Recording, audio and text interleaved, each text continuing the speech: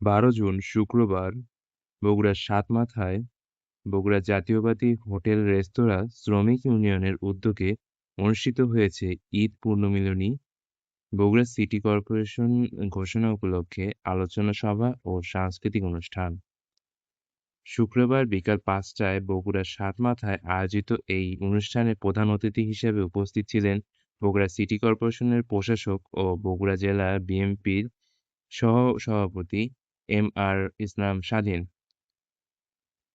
অনুষ্ঠানে উদ্বোধন করেন বগুড়া জেলা শ্রমিক দলের সভাপতি আব্দুল ওয়াহিদ।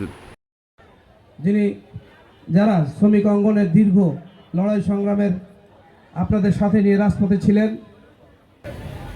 আপনাদের কাছে বিনীত অনুরোধ, যেহেতু সাতমাথা অনেক হকার ভাইয়েরা শ্রমিক ভাইরা শুনতেছেন, আপনাদের কাছে বিনীত অনুরোধ থাকবো, আপনারা নিজ দায়িত্বে ব্যবসা করেন, সময় মতো ব্যবসা করেন, পরিষ্কার রাখেন। ইচ্ছা মতো ফুচকা বেছে, ইচ্ছা মতো হালিম বিক্রি করে ওই প্লেটটা ফেলে রেখে চলে যাবেন। পাশে একটা ডাস্টবিন রাখেন, ওখানে জড়ো করে এক জায়গায় সংরক্ষণ করেন, অথবা আপনি আপনার এলাকায় নিয়ে যান, যেখানে ডাস্টবিনের ব্যবস্থা আছে সেখানে আপনি নিক্ষেপ করেন।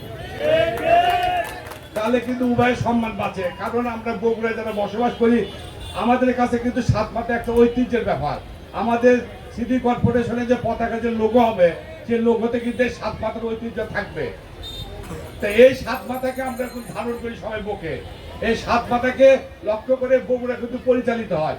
তা আপনাদের কাছে বিনীত অনুরোধ থাকবে, আপনার শহরকে আপনি পরিচ্ছন্ন রাখার জন্য চেষ্টা করবেন, আমরা আপনাদের পাশে থাকবো ইনশাল্লাহ।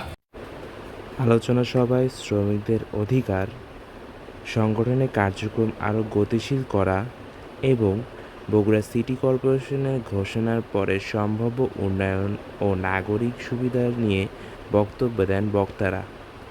অনুষ্ঠানে শ্রমিকদের সংগঠনের বিভিন্ন পর্যায়ে নেতৃবৃন্দ সহ বিপুল সংখ্যক নেতাকর্মী অংশ নেন। ঈদ পুনর্মিলনী ও বগুড়া সিটি কর্পোরেশন ঘোষণা উপলক্ষে সভা সাংস্কৃতিক অনুষ্ঠানের মূল উদ্দেশ্যই ছিল শ্রমিকদের অধিকার সংগঠনের কার্যক্রম ও বগুড়ার উন্নয়ন নিয়ে আলোচনা। মোস্তাসিন মারুফ, সমতা নিউজ, বগুড়া।